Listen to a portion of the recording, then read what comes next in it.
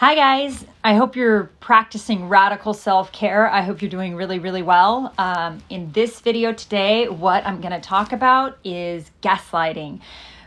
Who does it, how it's used, some signs that you might be a victim of gaslighting, and what you can do to heal from the effects of gaslighting. So I'm going to use the dictionary definition to define gaslighting. It means to manipulate someone by psychological means into questioning their own sanity. Psychologists will use the term gaslighting they are referring to a specific type of manipulation where a psychological manipulator is trying to get someone or a group of people to question their own reality, their own memory, their perceptions, and their sanity. This is a serious problem. This is what cult leaders do. This is how part of the reason they're able to get sometimes hundreds or thousands of people to, drink the Kool-Aid. This gaslighting is very, very powerful. And abusers use it to control and manipulate. They use it to erode the person's sanity, to erode the person's mental health. Sociopaths and narcissists use it sort of differently. Sociopaths use gaslighting specifically to gain something, right? Narcissists will use it to make other people dependent on them and their version of reality. In therapy, a narcissist will often use gaslighting to make their partner look like the crazy or the unstable one by questioning what happened. And if you're a normal, sane person, if somebody tells you, I didn't say that, that's not what happened, that's not the truth, then you might say to yourself, well, maybe I do have it wrong. Maybe I didn't understand that. Maybe that's not what he said. If you're a normal, sane person who questions yourself instead of thinking that you're perfect, then you might check your perception. You might be open to the idea that you don't have everything perfectly figured out, right? So a normal person will say, I wonder if I'm just misremembering, or I can't quite recall, or maybe I did make that mistake, right? But with manipulators, especially if you're the type of person who has enough humility to question yourself, good for you. That's great quality. Then you can be very, in some ways more susceptible because you're with somebody who is telling you that your perception's off and you don't remember it and that's not what happened. And if you're a healthy, humble, sane person, you might, believe it or question yourself. Signs that you might be a victim of gaslighting. Well, you feel like you cannot get anything right and you can't do it quite right. So no matter what you do, you cannot meet the mark. The bar's set here, you meet it, it moves. Bar's set here, you meet it, it moves. You feel like no matter what you do, you can't quite get it right. You can't do anything right. You may start feeling like that. You may question your memory. You may question your sanity. You start to question your own perception and you start to feel very insecure.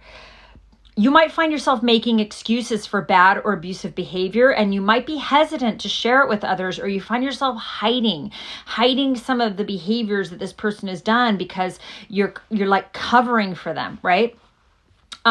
You might find yourself making excuses again, for their bad behaviors. You might be a victim of gaslighting if you start to not trust yourself. You start to question yourself and you really start to lose confidence in your own self and your own perceptions and your own memory. And you really, really struggle with it erodes your self-confidence.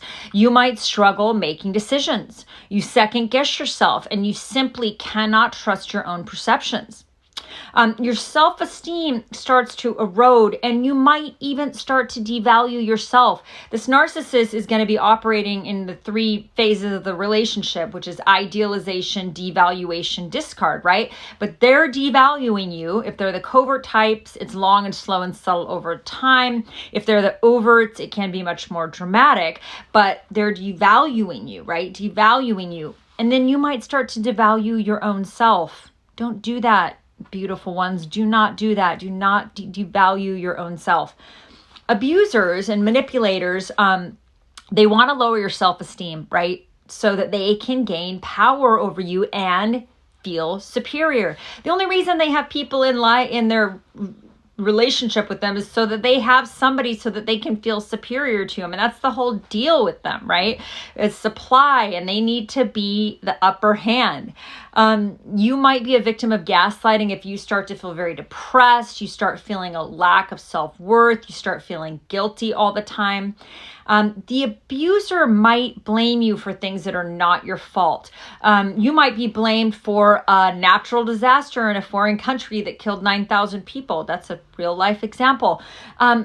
Gaslighters' words don't match their actions. Start watching their actions. Forget their words. Watch their actions. If they tell you they love you and they act abusive, that's actions not matching words. If they tell you they want a bathroom that's been under construction for 9 years to be finished and remodeled and they don't do it, actions not matching words. If they tell you that, of course you're buying a house together and of course your name goes on title and it doesn't go on title, actions not matching words. If they tell you that, you're the love of their life and then they go and have sex with other people, actions not matching words. Watch these people's actions. Don't listen to their words, watch their actions. Gaslighter. Okay, so they're going to be constantly lying to you, and their lies can be very subtle, especially in the beginning. They do a lot of testing you in the beginning. They test your boundaries. They test what you will and will not tolerate. I mean, the abusers are all about control, right?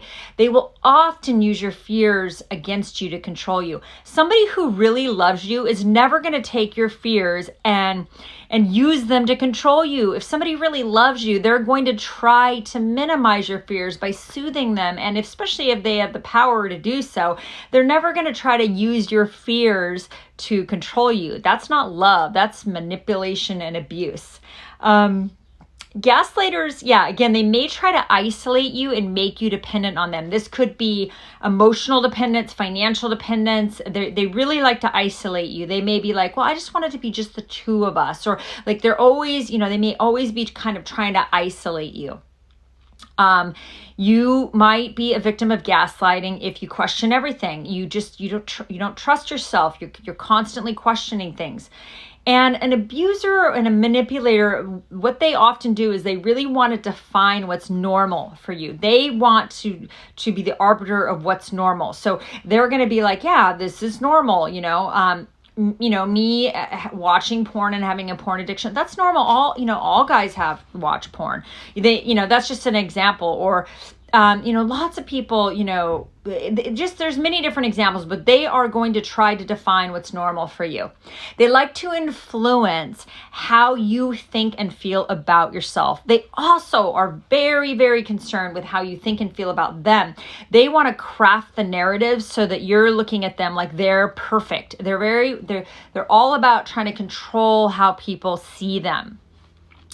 And the thing is the goal of the gaslighter is often to negatively impact your self-worth and make you doubt your perception and your reality. And this is, this can be very subtle, but it's crazy making. Ways to help. What can you do? What can you do if you think you're a victim of gaslighting? What can you do to heal? How can you address this? Well, go to therapy, get a trauma specialist. Build a large support or a close-knit support group of friends. These that have integrity, that are honest, that will help you see the truth. These are the people that can help you do reality testing and fact-checking. Very, very important. Check facts with people that you trust. If the gaslighter or manipulator says something, double check it with somebody else and be like, hey, this is what this person said. What do you think of this? Check with people that have integrity, that are honest, that are your close group of friends that can help you do some reality testing. Get in touch with your feelings, your true feelings. Listen to your intuition. Trust your feelings. How are you feeling around this person? Is there something off? Is there something wrong? If there's something not right going on here, listen to that. Start changing your inner dialogue to trust yourself. Build confidence and start to say positive things about yourself and start trusting yourself. Start listening to your intuition and stop trusting somebody who's cuckoo for Cocoa Puffs to tell you, what's going on in the world. They are nuts. So you don't want somebody who's nuts defining your reality. It's going to be a dark, twisted, weirdo reality. It's a dark world. It's narc world. You don't want them to be the ones telling you what reality is.